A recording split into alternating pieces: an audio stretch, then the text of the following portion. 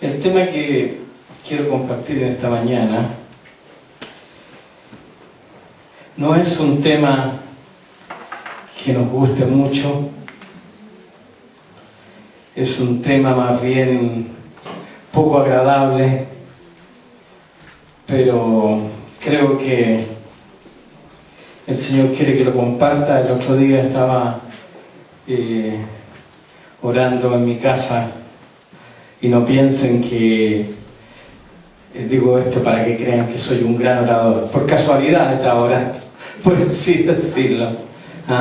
Porque uno dice que estaba orando y los hermanos piensan que, no sé, pues, estaba todo el día, toda la noche, no sé. No pretendo dar ninguna impresión de ser un gran orador, pero sí estaba orando y el Señor me impactó con una palabra que quiero compartir en esta mañana con ustedes. Y nosotros vivimos en una sociedad occidental donde el sufrimiento es visto como algo absolutamente negativo y donde culturalmente tratamos de evadirlo a toda costa.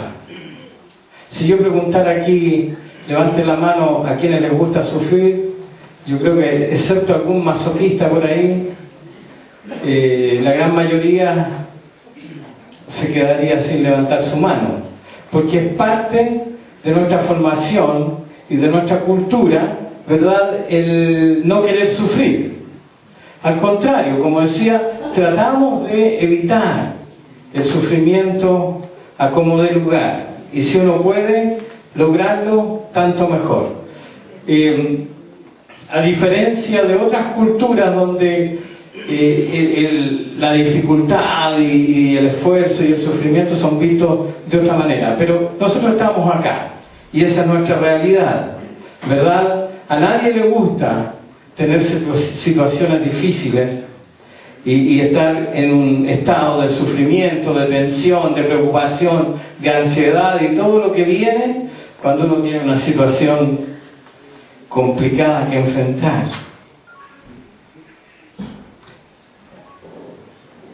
De hecho, la sociedad toda ha desarrollado tecnologías, ha desarrollado diferentes inventos y todo apunta a facilitar la vida, a simplificar la vida, a que la persona tenga las menos preocupaciones y el menos trabajo dentro de lo posible, y ojalá pueda tener todo facilito, ¿verdad? De repente uno me llama la atención que todo lo relacionan en la publicidad con el bienestar de las personas, con satisfacer nuestro sentido, ¿verdad? Estar gratos, sentirse bien, ser felices. Ese tipo de publicidad es lo que encontramos siempre. Yo no he visto jamás, no recuerdo al menos haber visto alguna publicidad donde se promocione sufrir o estar mal, sino que todo lo contrario, y todo te lo presentan como para aliviarte algún tipo de situación. Si es desde un detergente, ¿verdad?, que las dueñas de casa usan en la cocina, en el baño, hasta lo más grande, todo te lo presentan de tal manera que te va a aliviar el trabajo, te va a simplificar tu quehacer, y así vas a tener más tiempo para ti.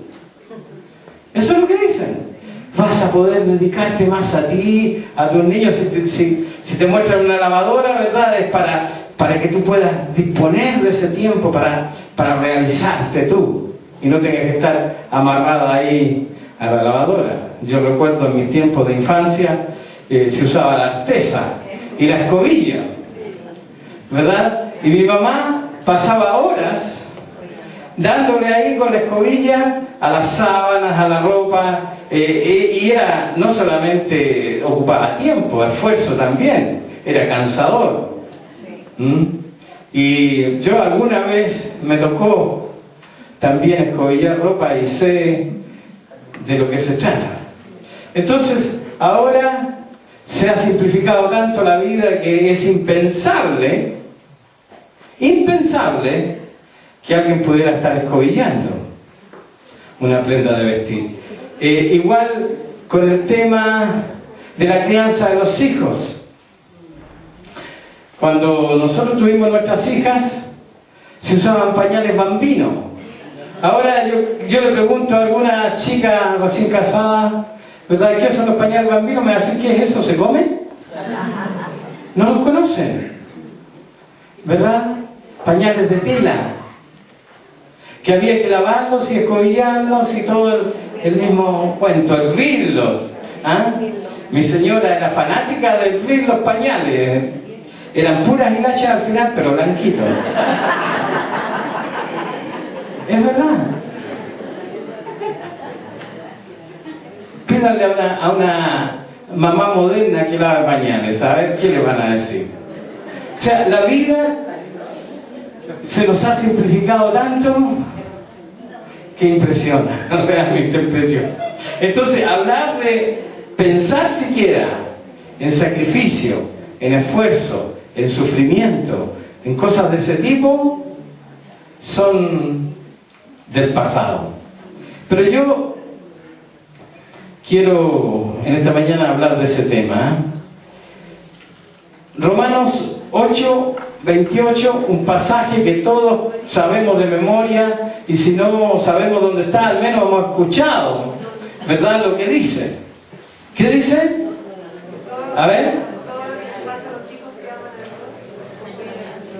Hoy parece que me equivoqué, no se lo saben. Los que aman a Dios, todas las cosas les ayudan a bien. Esa parte que nos gusta, ¿verdad? Este es un pasaje clásico, característico. Me están defraudando, parece que no leen la Biblia. Que todos manejamos en algún momento. Todas las cosas nos ayudan a bien. ¿A quiénes? A los que aman a Dios, a los que han sido llamados conforme a su propósito. ¿Qué decía Miguel hace un ratito? Que nosotros hemos sido llamados por Dios.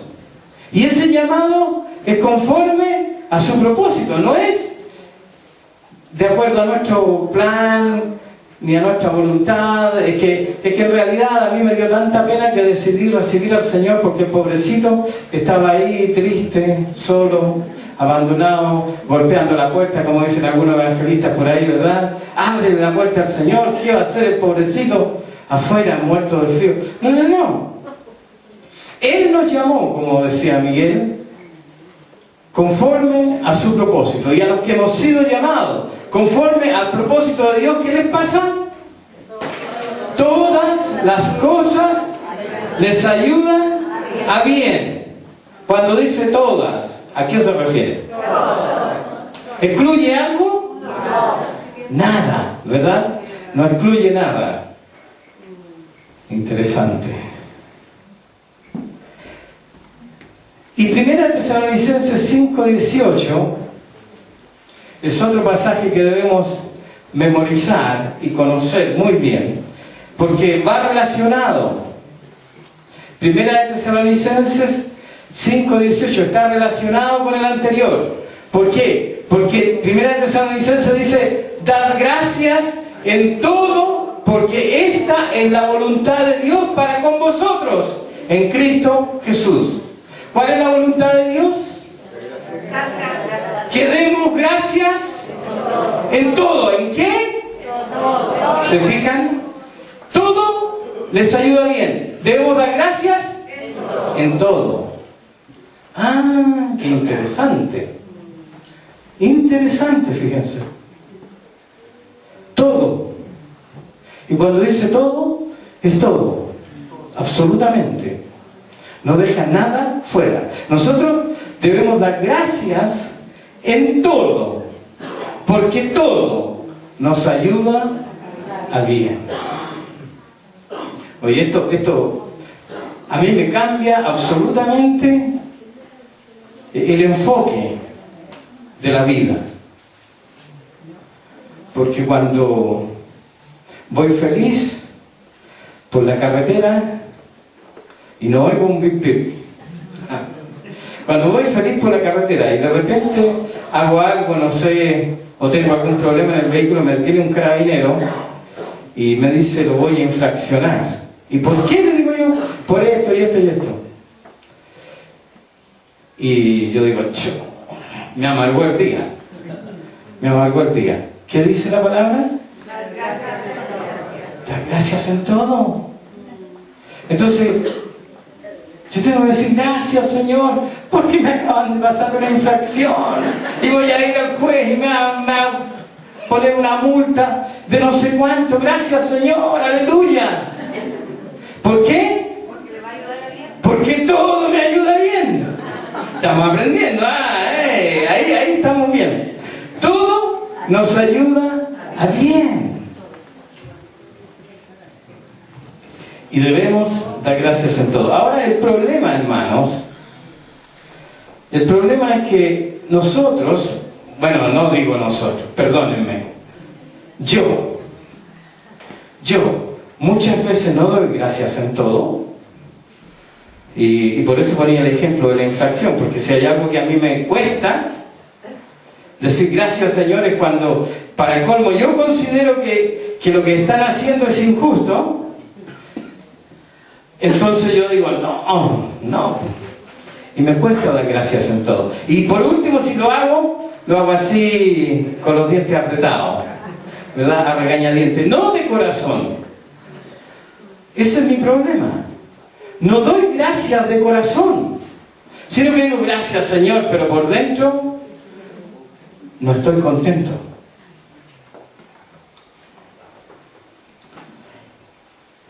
¿Cómo es posible entonces dar gracias en todo? Veamos quiero que veamos algunos ejemplos. Que consideremos primero el ejemplo de Job. Todos conocen, espero, y los que no lo conocen, tarea para la casa desde ya, leer el libro de Job. Llegando a la casa, agarra su Biblia, ubica donde está Job, está en el Antiguo Testamento, les doy el dato, y leen el libro de Job. Los primeros capítulos, aunque deberían leerlo entero, les va a ayudar. Consideremos el ejemplo de Job. Un hombre piadoso, la Biblia lo define como un hombre justo, ¿verdad? Que era un hombre próspero, por lo que dice el relato, pero era justo y amaba a Dios y le servía. El libro de Job comienza con un relato medio extraño. Dice de que vinieron los hijos de Dios a presentarse, o sea, los ángeles, ¿verdad? A presentarse delante del Señor, de Dios. Y junto con ellos vino así como convidado de piedra, ¿verdad? Camuflado, Satanás. También, curioso, el libro de Job nos da varias lecciones, nos enseña varias cosas. Que Satanás también se puede presentar ante Dios. Porque él vino junto con los ángeles de Dios a presentarse. Y Dios le pregunta a Satanás, ¿de dónde vienes? Y Satanás le responde, de rodear la tierra. De rodear la tierra, para que vean que, como dicen por ahí, el diablo no duerme ni deja dormir, ¿verdad? Él andaba dando vueltas ahí, observando y seguramente maquinando cosas. Y Dios le dice, ¿no has considerado a mi siervo Job? ¿Cómo me sirve? ¿Cómo es de justo y cómo me sirve? Y qué sé yo. Y el diablo le dice, claro, así cualquiera. Así cualquiera. Si lo has rodeado, lo has colmado de bienes y lo has rodeado, lo has protegido, es tu regalón, le faltó decirle. Por lo tanto, así cualquiera te sirve y te es fiel, pero préstamelo un ratito, y vas a ver si no reniega tu nombre. ¿Y qué hizo Dios? Se lo prestó. Se lo prestó. Le dijo, ya, ahí está. Haz lo que quieras con él, excepto no toques su alma. Ya. Para los que conocen la historia, entonces saben que Job perdió todo, perdió hijos, perdió casa, perdió todo. Y aún perdió su salud. Pero en cada circunstancia, porque no fue todo de un viaje, vino como por oleadas así, ¿verdad? Vino por etapas. Pero en cada circunstancia Job tuvo la misma expresión. Dios dio, Dios quitó, y sea el nombre de Jehová bendito. Ahora, un día pensando en esto me di cuenta de algo, y es parte de lo que quiero compartir con ustedes. Que nosotros siempre miramos, al menos a mí me pasaba, que yo siempre miraba este tema desde la perspectiva de Satanás y desde la perspectiva de Job. Yo decía, bueno, el diablo de puro picado le pidió a Dios a Job para zarandearlo, para probarlo, pero en realidad me di cuenta de algo. Este era plan de Dios. Era plan de Dios. ¿Dónde surgió la idea de que el diablo hiriera a Job, le quitara todo? Surgió nada más y nada menos que en el corazón de Dios, el Padre. Y yo sé que a lo mejor para algunos esto va a sonar como una aberración, como una herejía, pero es verdad. Porque fue Dios el que incitó a Satanás a poner su mirada en Job. Y fue Dios el que luego le dio el permiso. O sea, ¿de quién fue la idea de que Job fuera probado? Fue de Dios. Fue de Dios. Y el diablo cayó en el juego de Dios al probar a Job. Así que cuando Job dice, Dios dio y Dios quitó y bendito sea el nombre del Señor, tenía toda la razón. No estaba equivocado, porque en realidad y en estricto rigor era Dios el que estaba probándole. Satanás era el mero instrumento a través del cual Dios ejecutaba su plan soberano.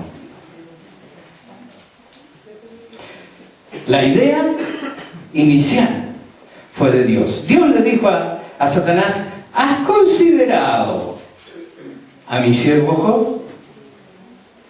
A lo mejor Satanás habría pasado por alto, pero Dios quería llegar a ese punto. Otro ejemplo que quiero que veamos está en Hebreos 10:34.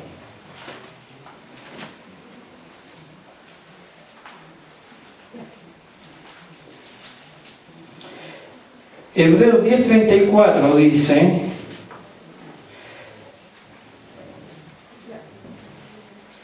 porque de los presos también os compadecisteis, y el despojo de vuestros bienes sufristeis con gozo, sabiendo que tenéis en vosotros una mejor y perdurable herencia en los cielos.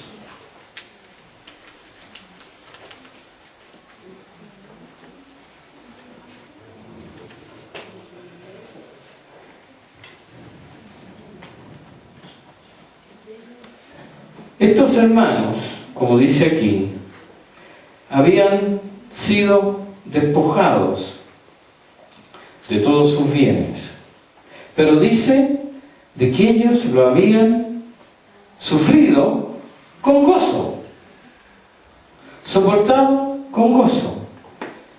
Yo no he visto todavía ninguna imagen, ni he sabido de nadie, y perdónenme que use este ejemplo, esta tragedia, pero creo que grafica bien lo que voy a decir.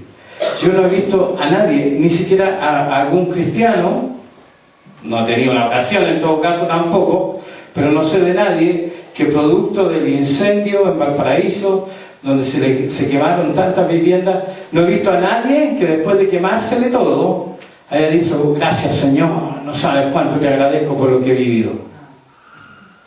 Puede que haya alguien por ahí, pero no lo conozco. En general, la reacción ha sido la contraria, ¿verdad? Llorar, lamentarse, decir, ¿y ahora qué vamos a hacer? Tengo que empezar de nuevo, etcétera, etcétera. Pero en general hay un sentido de pérdida terrible y más bien de amargura, de dolor por la pérdida. Y sería extraño, como digo, que alguien tuviera otra actitud. Sin embargo, aquí, en el caso de estos hermanos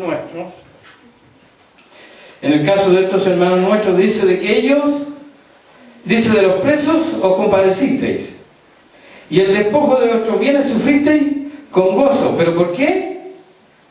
Sabiendo que tenéis en vosotros una mejor y más perdurable herencia en los cielos.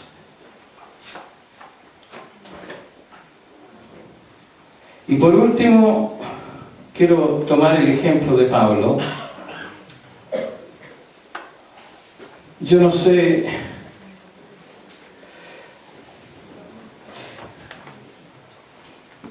Pablo fue un instrumento escogido por Dios. Todos conocemos su historia y me llama la atención que cuando Dios le habla a Ananías, este discípulo que fue enviado por el Señor para ir a orar por Pablo, cuando él estaba ahí sin ver, ¿verdad? Dice que había perdido la vista y estaba en un cuarto, en una casa, ahí solo, y viene y Dios le habla a este discípulo, entonces Ananías, para que vaya a orar por Pablo. Y Ananías le dice, pero Señor, ¿acaso tú no sabes de quién se trata? ¿Acaso tú no te has enterado, Señor, de todos los males que este hombre ha provocado a los santos, a tus santos? Y el Señor le responde, no te preocupes, le dice, porque instrumento escogido me es este. Y enseguida agrega, y yo le mostraré lo que ha de padecer por mi causa. Me impresiona que de entrada, todavía Pablo está medio sancochado, por así decirlo, todavía ni se bautizaba, y el Señor ya estaba diciendo, va a padecer por mi causa. Yo le voy a mostrar lo que él va a padecer por mi causa.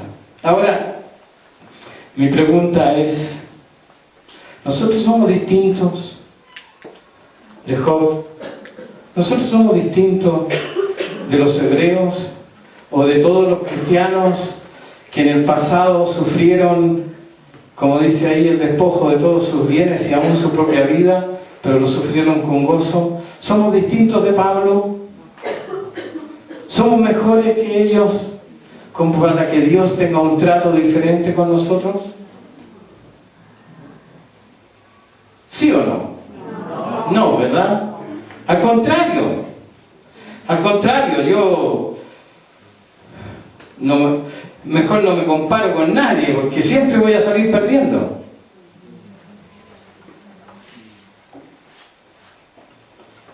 Ahora,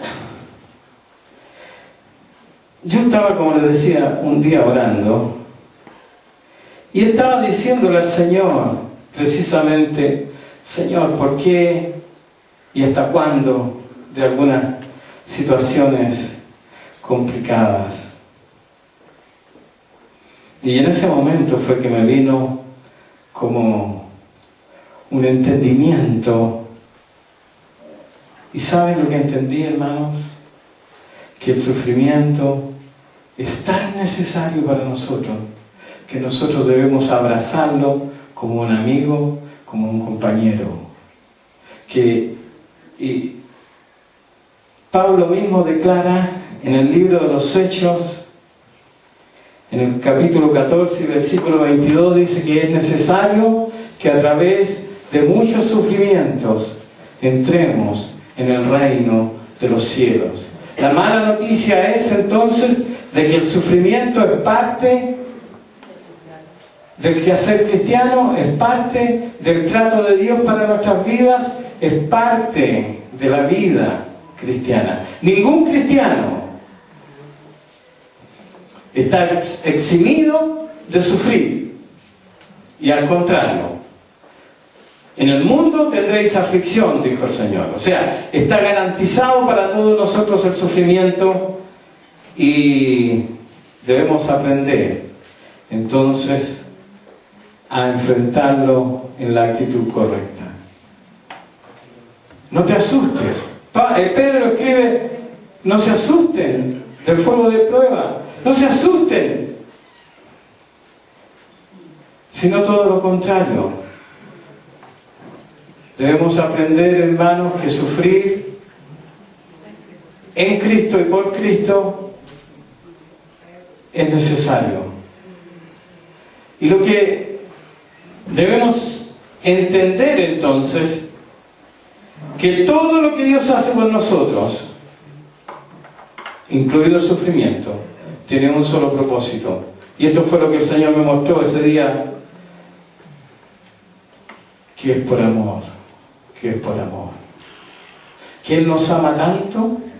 Claro, es fácil para nosotros pensar y decir, el Señor nos amó tanto que envió a su Hijo, el Padre nos amó tanto que envió a su Hijo a morir en la cruz por nosotros, y pensamos en el sufrimiento de Cristo, físico y espiritual, ¿verdad? Y nos maravillamos del amor de Dios por nosotros al castigar de esa manera a su Hijo por nosotros, al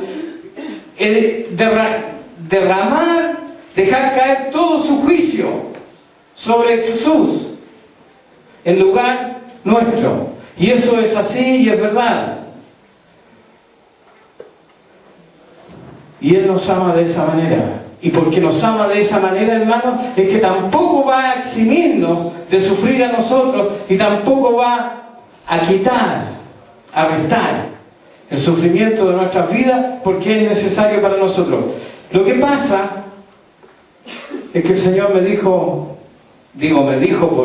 por usar alguna forma gráfica, no es que escuché una voz, entiéndanme. Pero el Señor me dijo, ¿sabes, hijo?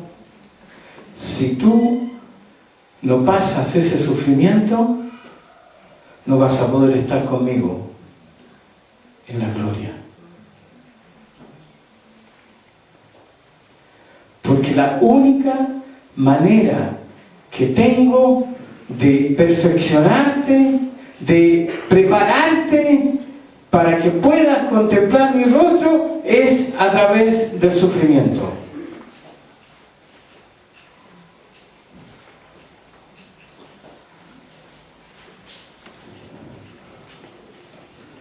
El propósito eterno de Dios, que todos conocemos de memoria, que dice que Dios quiere una gran familia de muchos hijos semejantes a Jesús, semejantes a su Hijo amado.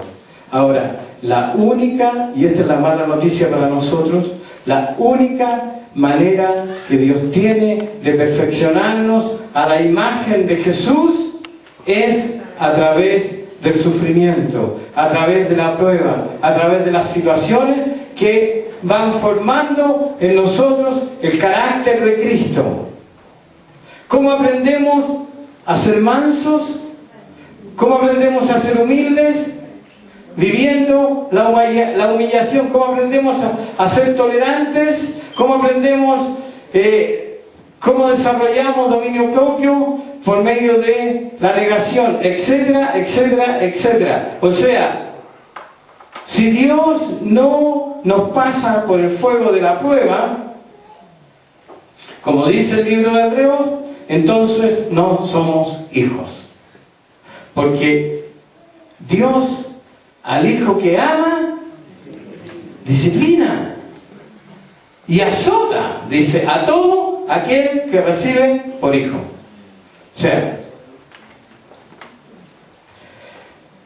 de plano, el evangelio de la prosperidad queda descartado de nuestras vidas.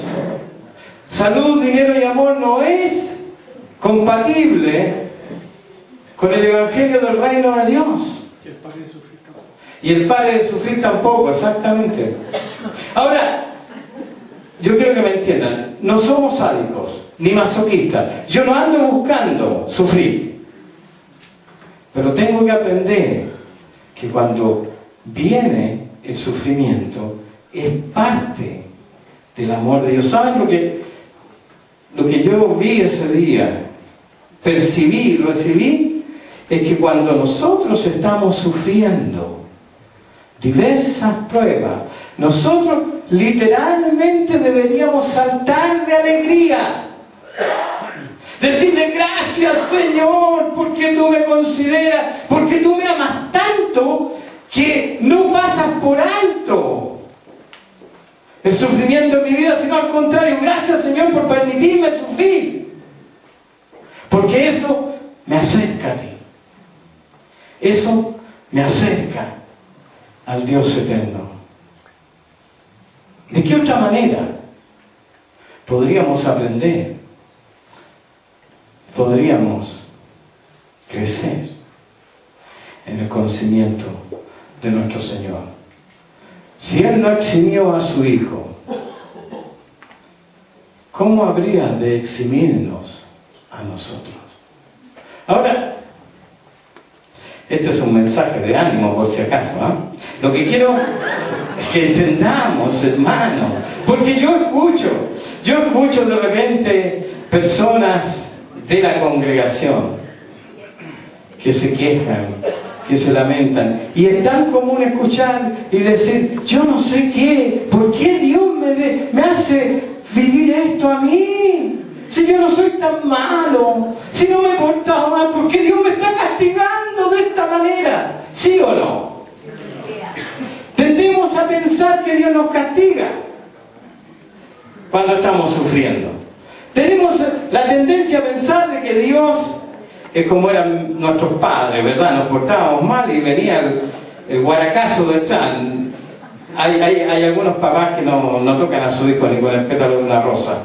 Pero cuando yo me portaba mal, mi papá tenía un chicote. Lo tenía colgado ahí, ¿eh? Visible. Era un palo con unas correas. Para que lo viéramos.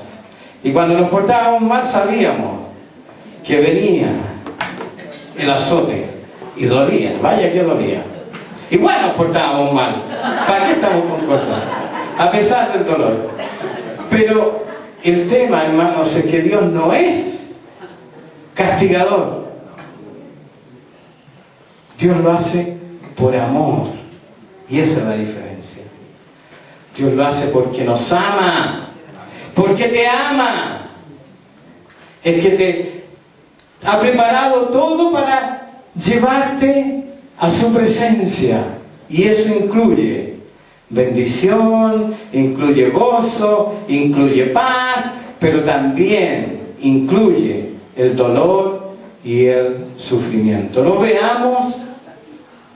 No veamos, hermanos, las situaciones difíciles, los problemas, las enfermedades o lo que quiera que el Señor haya preparado para tu vida como un enemigo, como algo adverso, sino todo lo contrario. Veámoslo como una bendición. Es el amor de Dios para ti y para mí. Entonces de repente yo le digo, Señor, no me ames tanto porque me está doliendo. Pero es verdad. Es verdad. Cuando te dan la mala noticia de que tienes una enfermedad grave, cuando sufres un accidente y se te quiebra la muñeca, la mano, se ríe Luis, cuando tienes un problema familiar que te angustia, etcétera, etcétera, todos sufrimos de una u otra manera. Hermanos, yo quiero, y si logro transmitir, y si logro que entendamos que Dios nos ama tanto, pero que nos ama tanto, tan profundamente, que Él no va a hacer nada que no sea para nuestro bien. En el Antiguo Testamento el Señor declara, Dios declara, yo sé los planes que tengo para vosotros, pensamientos de bien y no de mal. Y eso es verdad, eso es verdad. Él nos ama tanto que no va a hacer nada perjudicial para nosotros. Y nos ama tanto, pero tanto, que ha preparado situaciones complicadas, difíciles, problemas, dolor, enfermedad, no sé, lo que ustedes quieran, para perfeccionarnos para su gloria. El único objetivo y propósito que tiene el sufrimiento en nuestra vida es para que podamos llegar un día a su presencia y mirarle cara a cara. Así que cuando estés sufriendo, piensa en que un día vas a estar frente al Señor, en que ese sufrimiento te acerca a Cristo. La palabra dice, no tengo el pasaje en este momento, pero la palabra dice que el que ha sufrido ha terminado con el pecado. Y es así. El sufrimiento, hermanos, entonces es la herramienta de Dios para perfeccionarnos, para capacitarnos, para prepararnos para el encuentro con Él. No lo veas de otra manera. No lo veas de otra manera. Porque es así. Habacuc, pasaje también muy conocido, Habacuc 3, 17 al 19, el profeta declara, y estaba viendo el entorno, el contexto del pasaje, y resulta que Habacuc estaba hablando de la destrucción de Jerusalén, de la invasión de Jerusalén. Y en ese entorno, él termina su libro con esta declaración que todos alguna vez hemos escuchado: aunque la higuera no florezca, ni en las vides haya fruto, y aunque las ovejas sean quitadas de la majada y no haya vacas en los corrales, y aunque falte el producto del olivo y las vides no den mantenimiento, entonces yo me alegraré en Jehová y me gozaré en el Dios de mi salvación. O sea, Habacuc tenía claro, su esperanza no eran los bienes terrenales, sino era su Dios. Nosotros debemos tener la misma actitud. Cuando todo se desmorona, cuando todo parece ir mal, cuando la cosa parece estar más negra que nunca, entonces yo me tengo que gozar y alegrar en el Dios de mi salvación. Y no lamentarme por lo que estoy padeciendo. Para mí, hermano, fue tremendo entender que todo lo que Dios hace y prepara y ordena y permite en la vida de cada uno de nosotros es porque nos ama y es porque Él quiere que un día estemos mirándole cara a cara. Así es que mi invitación en esta mañana es a decir: gracias, Señor. Gracias, Señor, por este problema. Gracias, Señor, por esta situación difícil. Gracias, Señor, no sabes cuánto te agradezco, Señor, el estar sufriendo. Pablo lo había entendido y él decía de que aún él voluntariamente azotaba su cuerpo. Ponía su cuerpo en servidumbre para ser perfeccionado para Jesús. Hermanos, Dios nos ama tanto, tanto, que nos hace sufrir para que podamos llegar a su presencia. Él no es sádico, pero Él sabe que no hay otra manera. No hay otra manera. Lo repito, no hay otra manera en que Él pueda perfeccionarnos. A lo mejor esto no resiste un análisis teológico profundo. Porque alguien me podría decir: ¿y qué del Espíritu Santo y todo lo demás? Pero yo sé que el sufrir es la herramienta de Dios para la perfección nuestra. Y por algo, y con esto termino, por algo el Señor dice en Apocalipsis, hablando de sus escogidos, Él dice que Él enjugará toda lágrima de los ojos de ellos. Y si Él va a enjugar toda lágrima de los ojos de sus hijos, ¿será porque no lloraron? ¿Será porque lo pasaron chancho y disfrutaron de la vida a concho? ¿O será porque realmente tuvieron que derramar lágrimas delante de su trono?